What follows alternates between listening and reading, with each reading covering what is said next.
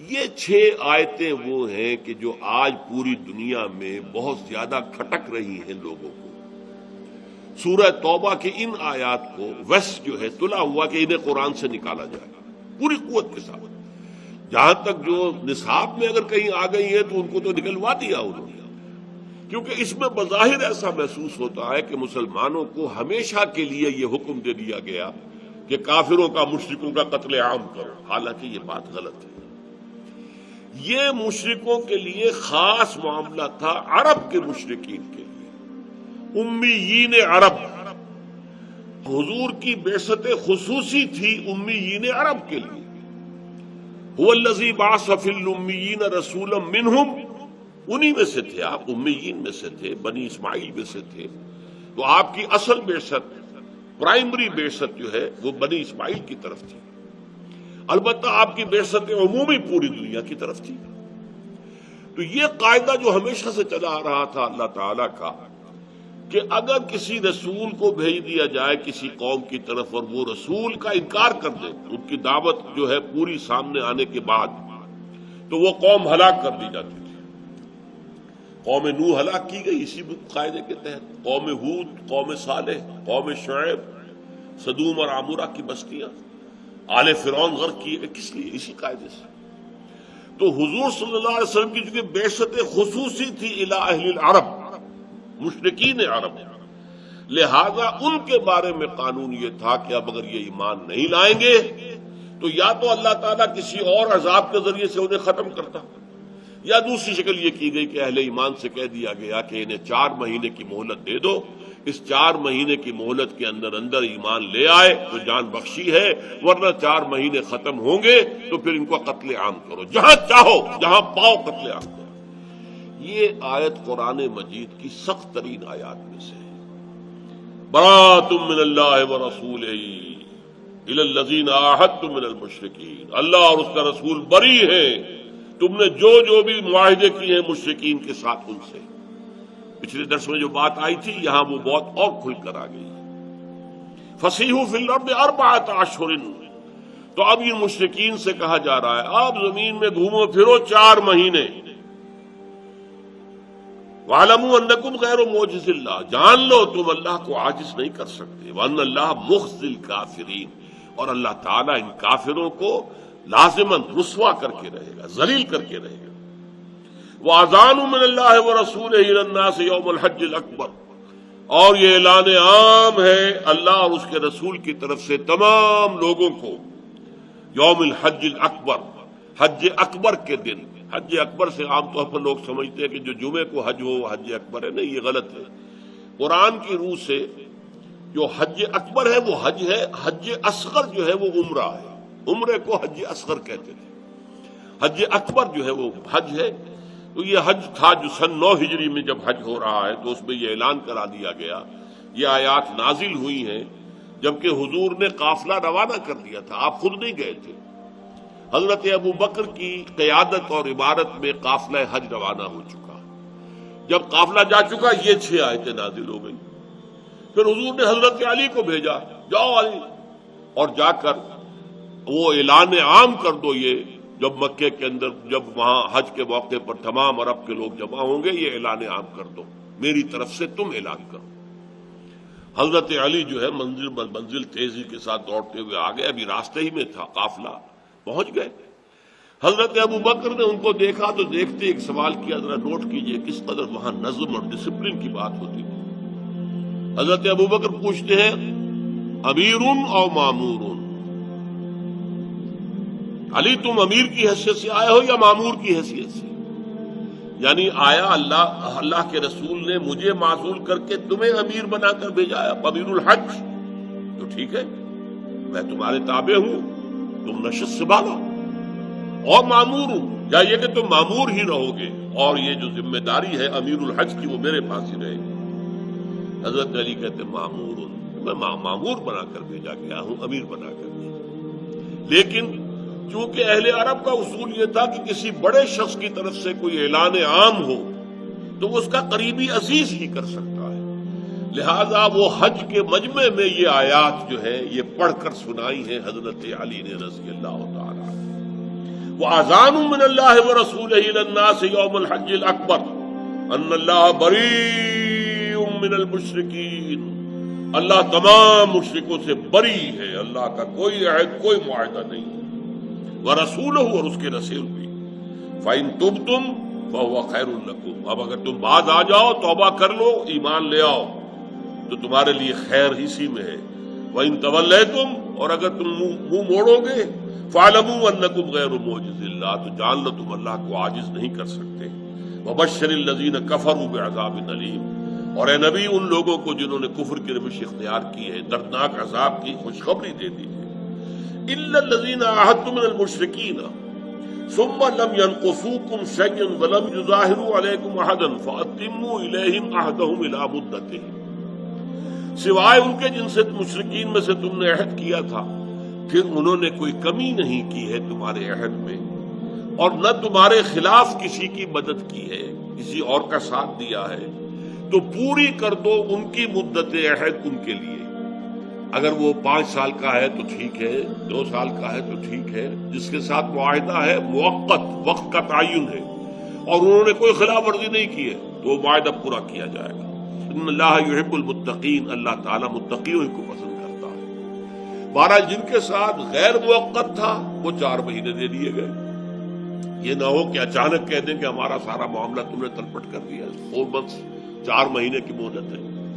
لیکن اس کے بعد جو یہ سخت ترین آیت ہے قرآن کی، جس پر کہ خون کھولتا ہے پوری دنیا کا، فَإِذَا انْسَلَخَ الْأَشْهُرُ الْحُرُمُ، جب یہ اشہر حرم ختم ہو جائیں گے، یعنی یہ 4 مہینے جو مہلت دی گئی ہے، فَاقْتُلُوا الْمُشْرِكِينَ حَيْثُ وَجَدتُّمُوهُمْ، تو قتل کرو ان مشرکوں کو جہاں بھی تم پاؤ، وَخُذُوهُمْ، انہیں پکڑو، وَاحْصُرُوهُمْ، ان کا گھیراؤ کرو، وَاقْعُدُوا لَهُمْ، اور ان کے لیے بیٹھو، کل مرصد، ہر جگہ گھات لگا کر بیٹھو انہیں پکڑ کر اور مارنے کے لیے۔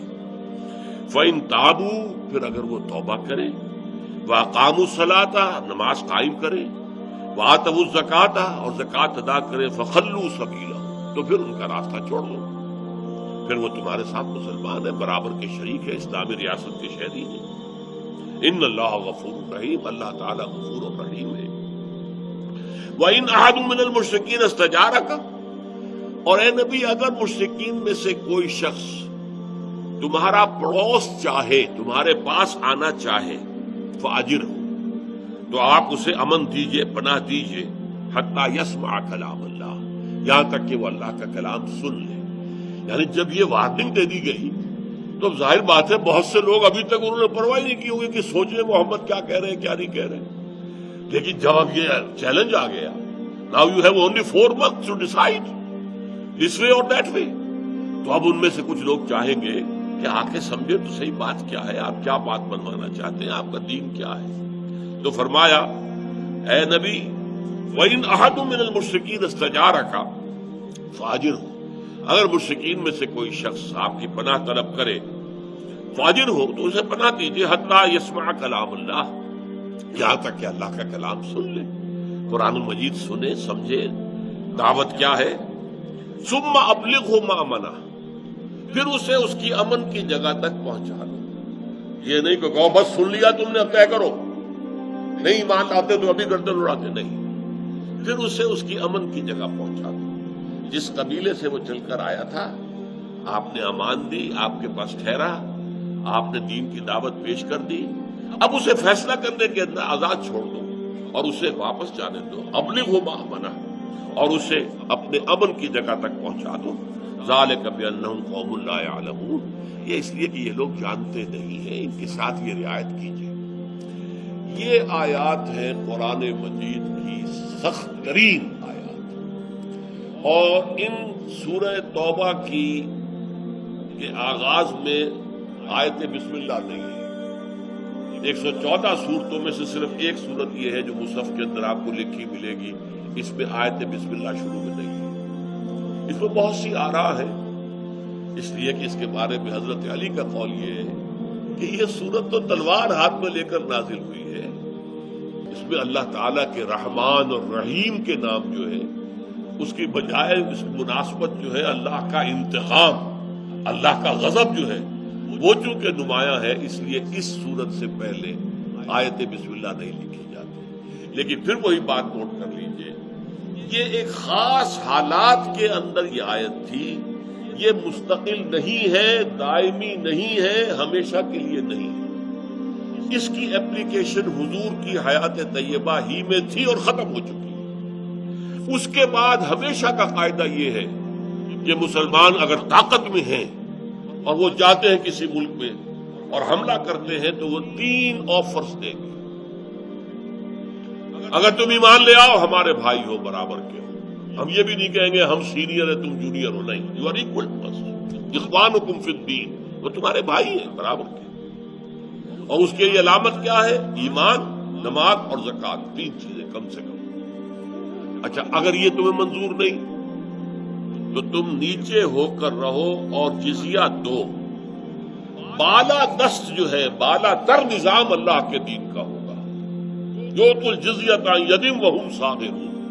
یہودیوں سے، عیسائیوں سے، ہندوؤں سے، ایرانیوں سے، مجوسیوں سے، ہر ایک سے. پھر یہ بات دوسری یہ ہے تم تابع ہو کر رہنا قبول کرو، تم ہندو، مجوسی، عیسائی، یہودی جو چاہو مت کرو، لیکن نظام اللہ کا ہوگا. اللہ تعالیٰ کی حکومت ہوگی، پوری کائنات کا حاکم وہ ہے اور یہاں بھی حکومت اسی کی. اچھا اگر یہ بھی پسند نہیں ہے تو پھر آؤ، تلوار ہمارے اور تمہارے درمیان فیصلہ کرے کہ میدان میں آ جاؤ. تو وہاں یہ نہیں تھا کہ تم لازماً ایمان لاؤ ورنہ تمہیں قتل کر دیا جائے. نہیں، یہ صرف اہل عرب کے مشرکین کے لیے تھا جن میں حضور کی اصل اور اولین بعثت تھی. اور اس میں بھی ایک چوائس تھا کہ اگر تم ایمان نہیں لانا چاہتے اور اس قتل سے بھی بچنا چاہتے تو اب تم یہاں سے ہجرت کر جاؤ، چلے جاؤ. چنانچہ ابو جہل کا بیٹا اکرمہ وہ بھی بہت سے لوگوں کے ساتھ اب ہجرت کرنے جا رہا تھا حبشہ کی طرف، اور راستے میں طوفان آ گیا. اور طوفان میں جتنے بھی مشرکین تھے سب نے اللہ کو پکارنا شروع کر دیا. کسی نے نہ لات کو پکارا، نہ عزا کو، نہ منات کو، نہ حبل کو. انہوں نے کہا اگر یہی بات ہے، ہماری فطرت میں صرف اللہ ہے، تو پھر ہم کہاں جا رہے ہیں؟ محمد اسی کی تو دعوت دے رہے ہیں صلی اللہ علیہ وسلم. وہ واپس آ کر ایمان لے آئے اور بڑے کارہائے نمایاں انہوں نے سر انجام دیے.